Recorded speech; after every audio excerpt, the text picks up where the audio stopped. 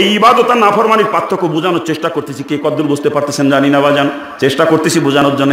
এই প্রসঙ্গে আলোচনা করতেছি এতক্ষণ যেই কাজের মধ্যে রসুলের তরিকা আছে ওটা রসুলের তরিকায় করলে ইবাদত হবে, আর রসুলের তরিকার খেলাফ হলে ওটা কিন্তু নাফরমানি হয়ে যাবে, ঠিক কিনা জোরে বলেন।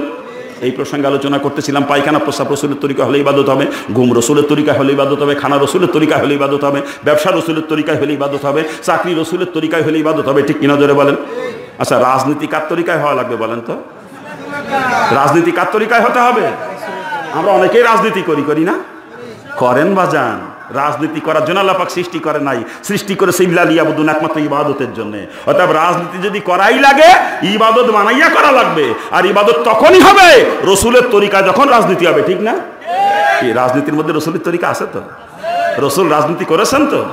রসুল শুধু রাজনীতি করেছেন তা না বাজান, রসুল রাষ্ট্রপ্রধানও ছিলেন।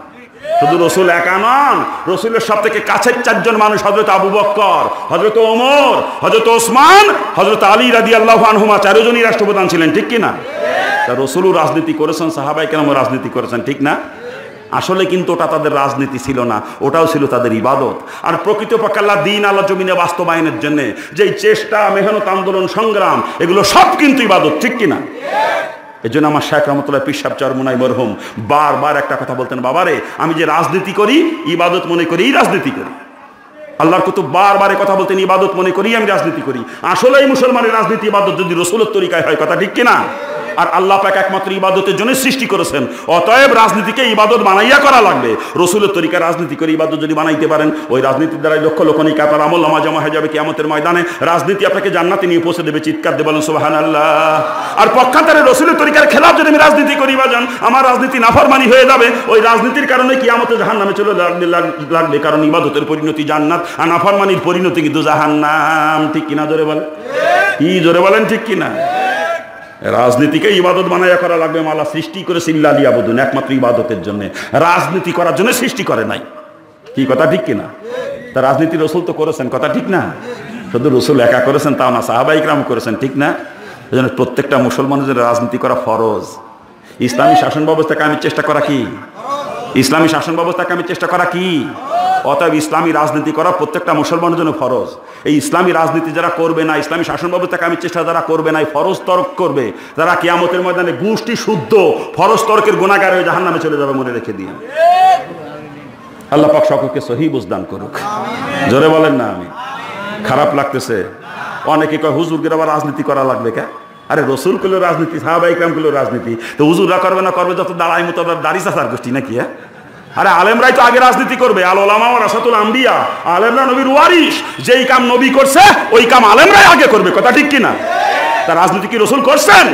অথবা আলেমরা আগে রাজনীতি করবে। যে আলেম রাজনীতি করে না, কসম খোদা, ওটা আলেম নামের কলঙ্ক, ওরা আলেম করলে গুনাহ হবে। আল্লাহ পাক সকলকে সহি বুঝদান করুক। কিন্তু দুঃখ একটা, আমরা মুসলমান, একটা প্রশ্ন করব আপনাদের কাছে, করব? আজ পর্যন্ত দুনিয়ার বুকে কোনো কাফের কোনোদিন ইসলাম কায়েমের চেষ্টা করেছে? সারা দুনিয়াব্যাপী চ্যালেঞ্জ দিলাম আমি, একজন কাফের নাম বলেন তো ইসলাম কায়েমের চেষ্টা করেছে? হ্যাঁ, ওদের নীতি ঠিক আছে। কোনো কাফের কখনো ইসলাম কায়েমের চেষ্টা করে নাই, করবেও না। কিন্তু আমরা মুসলমানের সন্তান, আমাদের নীতির কোনো ঠিক নাই। দাবি করি মুসলমান বুঝলে, অথচ কুফরি মতবাদ কায়েমের জন্য জান প্রাণ দিয়ে চেষ্টা করি, ঠিক না? আজকে মুসলমানের সন্তানেরা গণতন্ত্র কায়েমের জন্য জীবন দিয়ে দিচ্ছে, সমাজতন্ত্র কায়েমের চেষ্টা করতেছে, জাতীয়তাবাদ কায়েমের চেষ্টা করে, ধর্ম নিরপেক্ষতা কায়েমের চেষ্টা করে, কিন্তু ইসলাম কায়েমের ব্যাপারে মুসলমানের সন্তানদেরকে খুঁজে পাওয়া যায় না, ঠিক না? কি জোরে বলে? গণতন্ত্রের মূল কথাই হলো জনগণ সমস্ত ক্ষমতার উৎস, by the people for the people of the people, এটা গণতন্ত্রের মূল থিওরি, ঠিক না? কি জোরে বলে? আর আল্লাহর কোরআন কি কয়? ইন্নাল্লাহা আলা কুল্লি শাইইন কাদির। সমস্ত ক্ষমতার উৎস কে? সমস্ত ক্ষমতার উৎস কে? এই কোরআন কয় সমস্ত ক্ষমতার উৎস আল্লাহ, আর গণতন্ত্র কয় সমস্ত ক্ষমতার উৎস জনগণ। কোরআনেরটা যদি কেউ বিশ্বাস করে সে মুসলমান, আর যদি গণতন্ত্রটা বিশ্বাস করে বিনা দলিলে সে কাফের।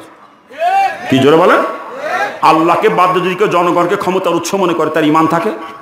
তার ঈমান থাকে। আর যার ঈমান থাকে না সে কি? যার ঈমান থাকে না সে কি?